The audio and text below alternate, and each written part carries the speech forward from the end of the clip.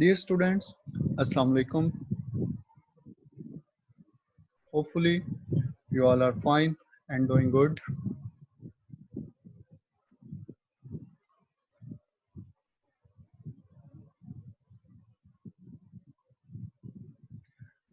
Dear students, आज का जो हमारा टॉपिक है वो है organisation external and internal environment. As we discussed earlier in previous lecture, organization is a system. Maybe it is physical or virtual system of organization, but every organization have its own system. It is better open system.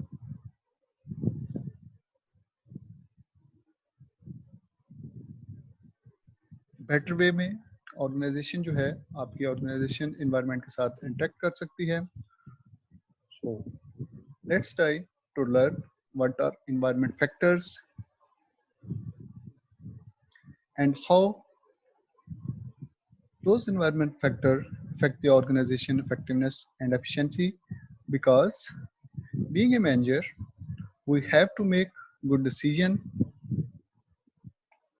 for management, and as a manager we have to make organization effective and efficient. किसी भी manager की जो है promotion, salary, bonuses जो हैं उस manager की effectiveness and efficiency की बेस पे जो है वो ऑर्गेनाइजेशन जो है उनको ऑफर कर रही होती है. वो कितना ऑर्गेनाइजेशन में इफेक्टिवली पार्टिसिपेट कर रहे हैं और कितना एफिशिएंटली ऑर्गेनाइजेशन के गोल्स को अचीव कर रहे हैं. अगर हम एनवायरनमेंट की बात करें तो ऑर्गेनाइजेशन का एनवायरनमेंट जो होता है, टू टाइप्स एनवायरनमेंट होते हैं. One is external environment and second is internal environment. External environment is outside the organization.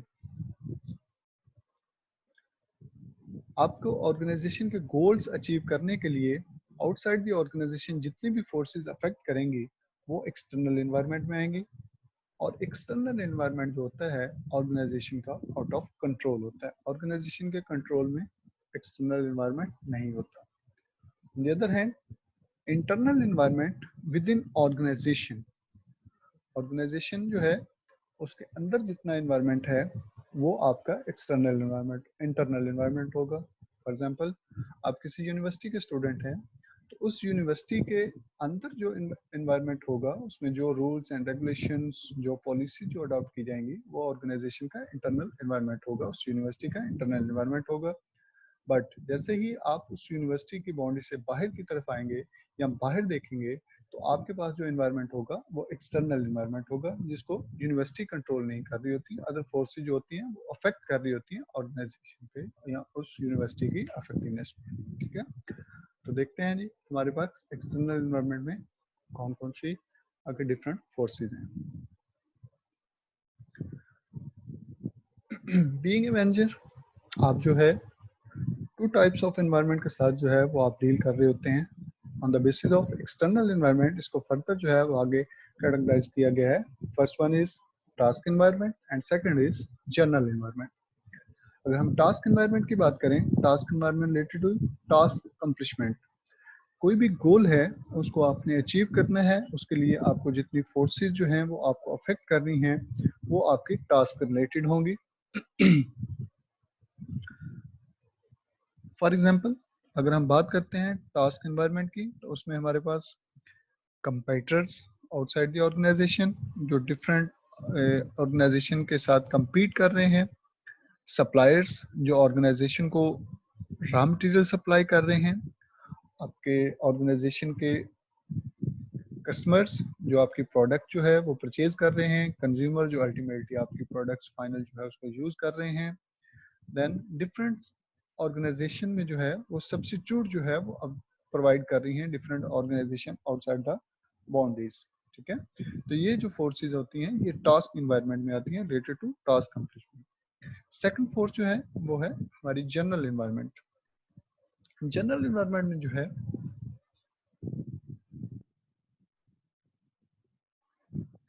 General environment में जो है हमारे पास पॉलिटिकल फोर्सेस आ जाती हैं, economic forces micro economic forces, technological forces and international forces जो होती हैं वो अफेक्ट कर रही होती हैं ऑर्गेनाइजेशन को। लेटेस्ट स्टेज हम जो है वन बाय वन इनको डिस्कस करेंगे कि हमारे पास जनरल एनवायरनमेंट और टास्क एनवायरनमेंट में कौन कौन सी आगे फोर्सेस हैं और उनका क्या अफेक्ट होता है ऑर्गेनाइजेशन के एक्सटर्नल एनवायरनमेंट। नेक्स्ट हमारे पास यहाँ पे है किसी भी ऑर्गेनाइजेशन जो है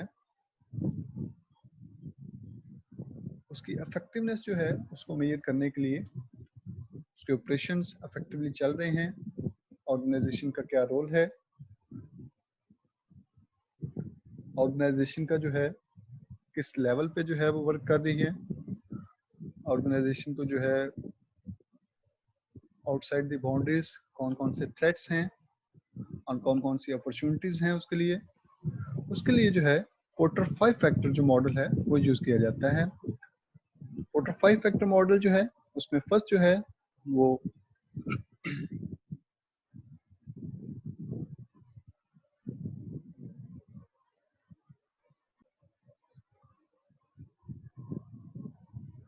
इन 1979 पोर्टर्स जो है उसने एक आर्टिकल पब्लिश किया था हार्वर्ड बिजनेस में, जिसमें उसने ये 5 फोर्सेस जो थी वो इनको प्रेजेंट किया था। अब ये 5 फोर्सेस जो है वो है क्या, 5 फैक्टर्स मॉडल जो है उसको हम डिस्कस करने जा रहे हैं। 5 factor model of competitive forces that determine the intensity of competition in an industry। इसमें हमारे पास फर्स्ट फोर्स जो है वो थ्रेट ऑफ एंट्री है, second bargaining power of buyers, bargaining power of suppliers and threat of substitute then in terms of rivalry. ठीक है, हम one by one इनको जो है वो डिस्कस करते हैं कि थ्रेट ऑफ एंट्री क्या है।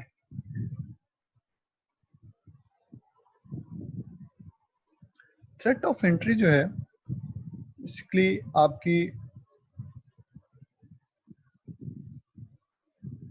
ऑर्गेनाइजेशन के साथ जिस एनवायरनमेंट में आप वर्क कर रहे हैं, compete कर रहे हैं, वहां पे किसी न्यू एंट्री जो है किसी न्यू ऑर्गेनाइजेशन का जो है वो इंटर होना, ये ऑर्गेनाइजेशन के लिए थ्रेट है। कोई भी इंडस्ट्री जो है वो प्रॉफिटेबल है, उसमें न्यू इंटरप्राइजेज जो हैं वो इंटर होंगे, उसका इफेक्ट क्या होगा, आउटपुट जो है वो मार्केट में बढ़ेगी, प्राइसेस उस आउटपुट की जो है वो डिक्रीज हो जाएंगी, जिसकी वजह से उस इंडस्ट्री का जो है वो प्रॉफिट डिक्लाइन हो जाएगा। अब क्या है कि जो एग्जिस्टिंग इंडस्ट्री जो है, जो इंडस्ट्री कंपनी जो है वो वर्क कर रही है उस इंडस्ट्री में, सबसे पहले फर्म एंड इंडस्ट्री का जो है वो डिफरेंस समझ लें।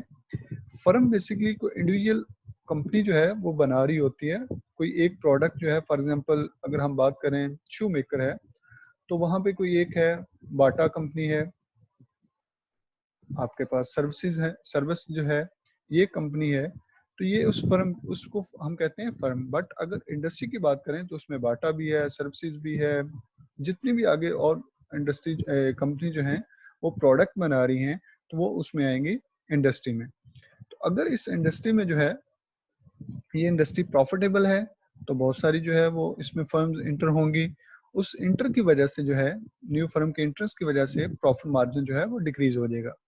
तो जो एग्जिस्टिंग फर्म होती हैं उनको अपने लिए एक बैरियर सेट करना पड़ता है ताकि न्यू कंपनी जो है या न्यू फर्म जो है वो इंटर ना हो सके इजीली इस इंडस्ट्री में, ताकि आपका प्रॉफिट मार्जिन जो है वो इंक्रीज हो। ठीक है, तो इसके लिए जो है सबसे पहले आपका barriers to the entry, new जो है कोई भी फर्म इंटर हो रही है तो उसके लिए जो है वो आपने उसको एक्सपेंसिव बनाना है, कॉस्टली बनाना है कि वो इजिली फर्म में इंटर ना हो सके। ठीक है, तो उसके लिए जो है हम दो चीजें यूज करते हैं। कंपनी जो है इंडस्ट्री कंपनी जो है या फर्म जो है वो टू वे अप्रोच यूज कर सकती है। फर्स्ट अप्रोच जो है वो इकोनॉमिक्स ऑफ स्केल है, ठीक है, और सेकंड अप्रोच जो है ब्रांड लॉयल्टी है। इकोनॉमिक्स ऑफ स्केल में जो है, जो एग्जिस्टिंग फर्म जो किसी इंडस्ट्री में जो है वो compete कर रही हैं, एग्जिस्ट कर रही हैं, वो क्या है कि वो अपनी कॉस्ट जो है उसको रिड्यूस कर सकती हैं, ताकि कस्टमर को जो है वो इफेक्टिवली आप अट्रैक्ट कर सकें। कॉस्ट रिड्यूस हो करके आप अपनी जो है वो सेल वॉल्यूम इंक्रीज कर सकते हैं। ठीक है, एक तो बैरियर इसके थ्रू भी है कि आप अपनी इकोनॉमिक स्केल के थ्रू उसकी प्राइसेस, उस प्रोडक्ट की प्राइसेस जो है वो डिक्रीज करें, ताकि आपका कस्टमर जो है वो आपके साथ अट्रैक्ट हो। और दूसरा भी है कि आप उसकी मैन्युफैक्चरिंग कॉस्ट जो है वो रिड्यूस कर रहे हैं, क्योंकि ऑलरेडी आप मार्केट में एग्जिस्ट कर रहे हैं, ऑलरेडी आप उस इंडस्ट्री में एग्जिस्ट कर रहे हैं। ठीक है,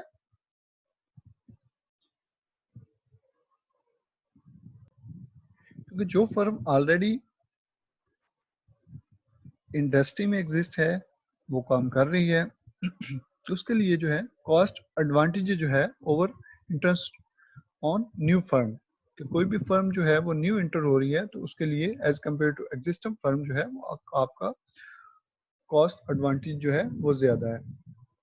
सेकंड जो है वो आपके पास ब्रांड लॉयल्टी है। आपके जितने कंज्यूमर जो है वो ऑलरेडी प्रोडक्ट यूज कर रहे हैं, अगर तो वो लॉयल हैं, तो वो आप ही की फर्म को जो है प्रोडक्ट को प्रेफर देते हैं। ठीक है, तो इसके लिए जो है फर्म ये कोशिश करती हैं कि जो है वो अपने कस्टमर जो है वो लॉयल क्रिएट करे, अपने कस्टमर के लिए क्वालिटी ऑफ प्रोडक्ट जो है वो प्रोड्यूस करे with reasonable or affordable prices. Brand loyalty, the preference of consumer for the product of established companies. Companies को जो है जो प्रोडक्ट बना रही है, कंज्यूमर जो है उसको प्रेफर करे।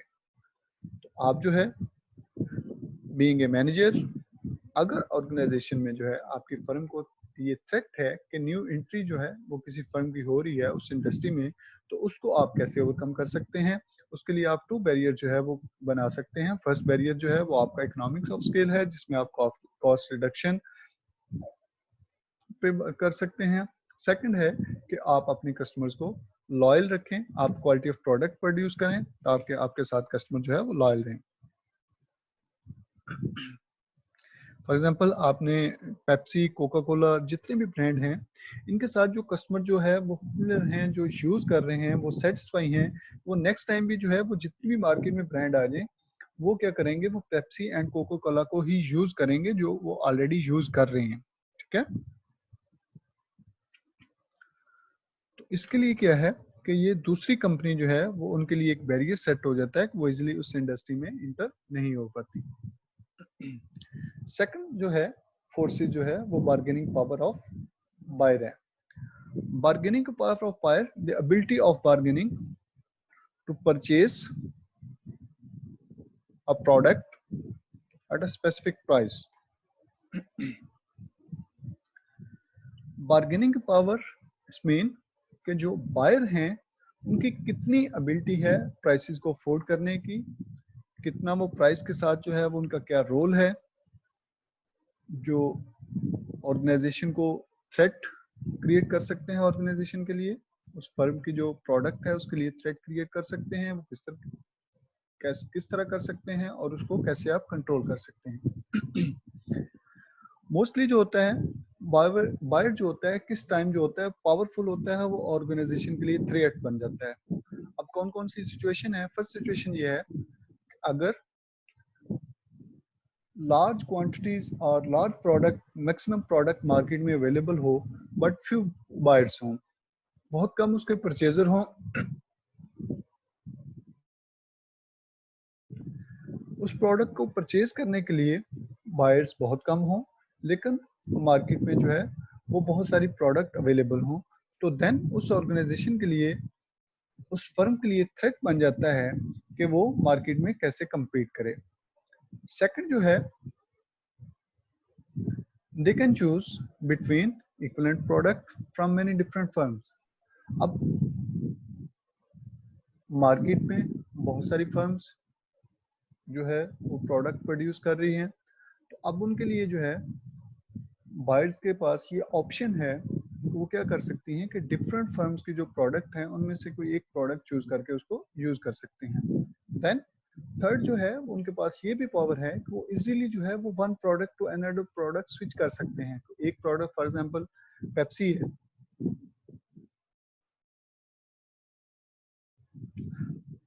जो कंज्यूमर पेप्सी यूज कर रहे हैं उनके पास डिफरेंट प्रोडक्ट मार्केट में अवेलेबल हैं, कोक है,